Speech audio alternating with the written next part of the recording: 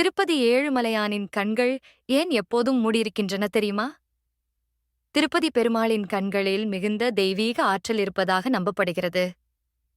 அவருடைய கண்கள் நாமம் மூலம் மறைக்கப்பட்டுள்ளன. ஆனால் வியாழக்கிழமை மட்டும் திருப்பதி பெருமாளின் கண்கள் திறந்திருக்கும்.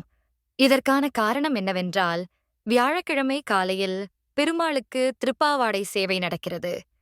அன்று காலை 6 மணிக்கு பெருமாள் அணிந்திருக்கும் ஆபரணங்கள் அனைத்தும் நீக்கப்படுகின்றன. அதன்பின் அவருக்கு இடப்படும் நாமத்தின் அளவும் குறைக்கப்படும். இதனால் அவரது கண்கள் தெளிவாக தெரிய வரும். மேலும் வெங்கடேச பெருமாளுக்கு எதிராக மலைபோல் புளியோதரையை குவித்து வைப்பார்கள். இந்த புளியோதரையை நேரடியாக கருவறையில் உள்ள பெருமாளுக்கே நிவேதனமாக அர்ப்பணிப்பார்கள்.